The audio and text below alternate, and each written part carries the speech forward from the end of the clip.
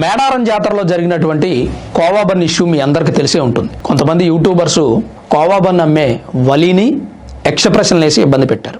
సరే, అతను కల్తీ చేసి అమ్ముతున్నాడా, లేదంటే ఇంకోటి నార్త్ కంట్రీస్లో కొంతమంది ముస్లిమ్స్ ఫుడ్ని తయారు చేసేటప్పుడు ఉమ్మడం లేదా యూరిన్ పోయడం కొన్ని సందర్భాల్లో మనం కొన్ని వీడియోస్ చూసాం. అలా చేస్తారు వీళ్ళు కూడా. లేదా ఎక్స్పైరీ అయిపోయినటువంటి ఫుడ్ని ఎందుకు అమ్ముతున్నారు, ఈ బన్ను మీద ఎక్స్పైరీ డేట్ చూపించు, ఈ కోవా ఎప్పుడు తయారు చేసావు, ఇట్లాంటి ప్రశ్నలు. ఇవన్నీ మనసులో ఉన్నటువంటి మొదటి నుంచి ముస్లిమ్స్ కొంతమంది వ్యాపారం చేస్తున్నారు అంటే సోషల్ మీడియా వచ్చిన తర్వాత ప్రాపకంట మొదలైంది. మేబీ కొంతమంది లుచ్చా వెధవులు అలాంటి పని చేసి ఉండొచ్చు, కానీ అందరు చేశారని ఎందుకు అనుకోవాలి? సమాజంలో ప్రతి ఒక్కడూ అలానే ఉంటాడని ఎందుకు అనుకోవాలి? వలి మంచిగా ఉన్నాడు అనుకోవచ్చుగా, వలి మంచిగా వ్యాపారం చేశాడని అనుకోవచ్చుగా. అలా అనుకున్నారు కాబట్టే ఎమ్మెల్సీ నాగబాబు కానీ మంత్రి నారా లోకేష్ కానీ వలీకి సపోర్ట్ చేశారు. నాగబాబు ఆయన పిలిపించారు, ఆయన కోవా బన్ తిన్నారు, అతనికి ఆర్థిక సాయం కూడా అందించారు. సరే, ఇవన్నీ సాధారణమైన విషయాలు. ఇప్పుడు మంత్రి లోకేష్ని అలాగే ఎమ్మెల్సీ నాగబాబుని చాలామంది తప్పుపడుతున్నారు. ఎందుకు వాళ్ళని తప్పుపట్టాల్సిన అవసరం ఏముంది అంటే వలీకి సపోర్ట్ చేశారని. వలీకి ఎందుకు సపోర్ట్ చేయకూడదు? అతను ముస్లిం కాబట్టే?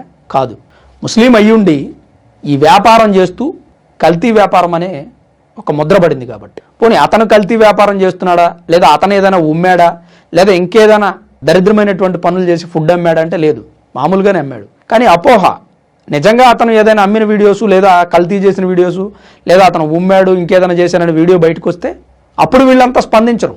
ఖచ్చితంగా ప్రజలు ఏదైతే అభిప్రాయపడుతున్నారో ప్రభుత్వాలు కూడా దాన్ని సపోర్ట్ చేస్తాయి. ప్రభుత్వంలో ఉన్నటువంటి ప్రతినిధులు కూడా దాన్నే సపోర్ట్ చేస్తారు. ప్రాక్టికల్గా ఆలోచించండి, వలీకి ఎంతమంది హిందువులు సపోర్ట్ చేశారు? వలీకి 70 లక్షల రూపాయలు విరాళాలు వచ్చాయంట. ఇచ్చింది మొత్తం కూడా హిందువులే. మరి క్రిస్టియన్స్ ఇవ్వలేదు, ముస్లిమ్స్ ఇవ్వలేదు. హిందువులే ఎందుకు ఇచ్చారు? ఎందుకంటే ఈ దేశంలో ఉన్న హిందువులు మంచిని మంచిలాగా చెడుని చెడులాగా చూస్తారు. వాళ్ళ దృష్టికి వస్తే అది చెడు అని దాన్ని దూరం పెడతారు. వాళ్ళ దృష్టికి రానంతసేపు ఆ వ్యక్తిని సపోర్ట్ చేస్తారు. హిందువులు ఎంత అమాయకులు అంటే ఎవడైనా మోసం చేసినా మోసపోతారు. అది మోసం అని తెలిసి అంతవరకు తేరుకోలేరు. ఇప్పుడు వలి మంచోడని నమ్ముతున్నారు, మంచోడు అనుకోండి, అతనికి సపోర్ట్ చేస్తారు, ఎంత దూరమైనా తీసుకెళ్తారు. నమ్మితే గుండెల్లో పెట్టుకొని చూసుకుంటారు, తేడా వస్తే అట్లనే దొక్కుతారు కాలు కిందేసి. వలీని దేశ ప్రజలు నమ్మారు. దీనికంటే పెద్ద ఎగ్జాంపుల్ అవసరం. 70 లక్షల రూపాయలు విరాళాలు ఇచ్చారు. రేపొద్దున వలి ఏదైనా ఫ్రాడ్ చేసిన వీడియోలు ఏమైనా బయటకు వచ్చాయనుకోండి, అతను మంచోడని తెలిసిందనుకోండి, ఒక రకంగా, చెడ్డోడని తెలిస్తే ఒక రకంగా ట్రీట్మెంట్ ఉంటుంది. సరే, ఇక రాజకీయ నాయకులు ఎందుకు సపోర్ట్ చేస్తున్నారు అనే విషయానికి వస్తే రాజకీయ నాయకుల వృత్తి అదే. ఈ దేశంలో ఎవరైనా వివక్షతకు గురైతే రాజకీయ నాయకులు వారిని చేరదీస్తారు. మేబీ అది ఓట్ల కోసం అవ్వచ్చు, లేదా ఇంకోటి ఏదైనా అవ్వచ్చు, కానీ వివక్ష చూపించకూడదు. రాజ్యాంగ పరంగా ఉన్నటువంటి హక్కు అది. ఇప్పుడు అతను వ్యాపారం చేయటం అతని ఫండమెంటల్ రైట్స్ అవి, దాన్ని ఎవడు కాదంటాడు? ఈ దేశంలో పుట్టిన వ్యక్తి ఏ రాష్ట్రంలో ఏ మూలకెళ్ళైనా వ్యాపారం చేసుకోవచ్చు. అసలు ఇంకెక్కువ మాట్లాడితే స్ట్రీట్ వెండర్స్ని మనం ప్రశ్నించే హక్కు కూడా లేదు. ఎందుకు అంటే స్ట్రీట్ వెండర్స్ని ప్రశ్నించాలి అంటే 2014 స్ట్రీట్ వెండర్స్ యాక్ట్ ప్రకారం వాళ్ళని ప్రశ్నించే హక్కు మున్సిపాలిటీ వాళ్ళకి కానీ ఫుడ్ సేఫ్టీ అధికారులకు కానీ ఉంటుంది. సాధారణ వ్యక్తులు ఎవరిని ప్రశ్నించకూడదండి. ఇన్ఫ్యాక్ట్ మీడియా కూడా ప్రశ్నించకూడదు. ఎందుకంటే మీడియా కూడా రైట్స్ లేవు. ఎందుకంటే స్ట్రీట్ వెండర్స్ బ్రతుకు తెరువు కోసం వ్యాపారాలు పెట్టుకుంటారు. రోడ్డు మీద ఉన్న ప్రతి వ్యక్తిని మీడియా ప్రశ్నించింది అనుకోండి, సాధారణ వ్యక్తి ప్రశ్నించి తీసే షాప్ అని బెదరెక్కొట్టేశాడు అనుకోండి, తీసేయాల షాపు. ఒకవేళ ఈ రైట్ కనుక రాజ్యాంగం లేదా ప్రభుత్వం ఇచ్చి ఉంటే ఎవరికి నచ్చని షాపును వాడు క్లోజ్ చేపిస్తాడు. అప్పుడు వాడు బ్రతుకు తెరువు పోతుంది. అవన్నీ దృష్టిలో పెట్టుకునే ప్రత్యేకమైనటువంటి యాక్టులు తీసుకొచ్చారు. పిచ్చితనంగా ఏమి యాక్టులు లేవండి.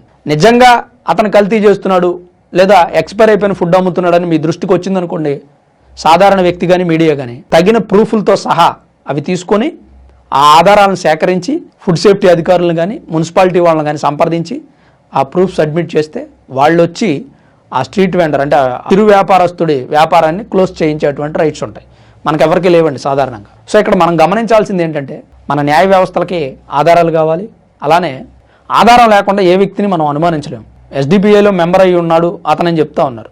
నిజంగా అతను ఎస్డిపిఐలో మెంబర్ అయ్యి ఉన్నాడు అనుకోండి, దానికి సంబంధించి అతని మీద తీసుకునే చర్యలు తీసుకుంటారు. ఈ ఫుడ్కు సంబంధించి దాన్ని కలపొద్దండి, రెండు సపరేట్ సబ్జెక్ట్. ఇప్పుడు మహమ్మద్ అనేవాడు హైదరాబాద్లో రైజిన్ అనే విష పదార్థం తయారు చేస్తున్నాడు. వాడికి తగిన శిక్ష విధించారు. మరి హిందువులు ఎందుకు సపోర్ట్ చేయలేదండి? చేయాలి కదా. మరి ఈ రోజు వలీకి చాలా మంది ముస్లిమ్స్ సంఘీభావం తెలుపుతా ఉన్నారు. వలి అలాంటి వాడు కాదు, మంచి ఫుడ్ అమ్ముతాడు. ఈవెన్ అసదుద్దీన్ ఓవైసీ కూడా సంఘీభావం తెలిపాడు. మరి ఆ రోజు విష పదార్థం తయారు చేశాడు కదా మహమ్మద్ రైజిన్ అనేది, మరి అప్పుడు ముస్లిమ్స్ ఎందుకు అతను ఖండించలేదండి? ఇక్కడ ప్రతి విషయానికి స్పందించేది హిందువులే. ఇక్కడ జరుగుతున్న విషయాలన్నీ మీ దృష్టికి తీసుకొచ్చే ప్రయత్నం చేస్తున్నా. వలీని హక్కును చేర్చుకుంది హిందువులే, మహమ్మద్ని తరిమింది హిందువులే. అంటే ఇక్కడ ఏం చూస్తున్నారు హిందువులు? మంచిని మాత్రమే చూస్తున్నారు. ఆ విషయాన్ని గమనించండి. మనమంతా కూడా మంచిని హక్కును చేర్చుకుంటాం, చెడుని తరిమేస్తాం. ఆ చెడు మన దృష్టికి వచ్చే వరకు మాత్రమే వాడి ఆటలు సాగుతాయి. ఒక్కసారి మన దృష్టికి వచ్చిందనుకుని ఇంకా వాడి ఆటలు సాగు. ఇంకా కొంతమంది ముస్లిమ్స్ తెలుసుకోవాల్సింది ఏంటంటే, వలీని సపోర్ట్ చేస్తుంది హిందువులే, మహమ్మద్ని వ్యతిరేకించింది హిందువులే. ఇక్కడ హిందువులకి కులంతో మతంతో సంబంధం లేదండి, మంచివాడైతే చాలు. జరుగుతున్నటువంటి ఇన్సిడెంట్స్ అన్ని ఒక్కసారి చూడండి. అబ్దుల్ కలాం లాంటి వ్యక్తిని నెత్తిన పెట్టుకున్నాం, అజారుద్దీన్ లాంటి వ్యక్తిని నెత్తిన పెట్టుకున్నాం, కానీ మసూద్ అజార్ లాంటి వాడిని కనిపిస్తే చంపేద్దాం అనుకుంటున్నాం. కారణాలు ఏంటనేది మీ విజ్ఞతకే వదిలేస్తున్నాం. ఇక్కడ ఎవరిని తప్పు పట్టడండి. ఉత్తరప్రదేశ్ సీఎం యోగి ఆదిత్యనాథ్ చెప్పినట్టు మాకు అబ్దుల్ కలాం లాంటి ముస్లిం కావాలి, మసూద్ అజార్ లాంటి వాడు వద్దు. వాడికి ఇచ్చే ట్రీట్మెంట్ వాడికి ఇస్తాం, అబ్దుల్ కలాం లాంటి వ్యక్తులకి ఇచ్చేటువంటి గౌరవం అబ్దుల్ కలాంకి ఇస్తాం. ఎక్కడా కూడా వివక్షత చూపించాం. వివక్ష ఎప్పుడు చూపిస్తామంటే చెడుకి మంచికి వివక్ష చూపిస్తాం, చెడ్డవాడైతే వివక్ష చూపిస్తాం. చిన్న తేడా అండి దానికి దీనికి. దాన్ని తెలుసుకుంటే చాలు. ప్రతి వ్యక్తి హిందువుని గౌరవిస్తాడు. అది తెలియక ఈ దేశంలో హిందువులను ఉగ్రవాదులుగా చిత్రీకరించే ప్రయత్నం చేస్తున్నారు. హిందువులు మంచి వ్యక్తులను ఎప్పుడన్నా తప్పుపట్టారండి? మంచి వ్యక్తులను హక్కును చేర్చుకున్నారు కదా, వలీ విషయం ప్రూవ్ చేసింది కదా. చెడ్డ వ్యక్తులను తరుముతున్నారు, రైసిన్ మహమ్మద్ గారిది ప్రూవ్ చేసింది కదా. ఇంతకంటే ఎగ్జాంపుల్ ఏం కావాలి? ఇంకా హిందువులను ఉగ్రవాదులు అనే వ్యక్తులు తెలుసుకోవాల్సిన అవసరం ఉందనేది నా అభిప్రాయం. హిందువులు ఉగ్రవాదుల్లా ప్రవర్తించారు లేదా కోపోద్రేకులు అయ్యారంటే దాని వెనక ఒక బలమైన కారణం ఖచ్చితంగా ఉంటుంది. లేదంటే అంత ఈజీగా కోపోద్రేకులు అవ్వరండి. ఇక నాగబాబు గారు మంత్రి లోకేష్ చేసిందంటారా?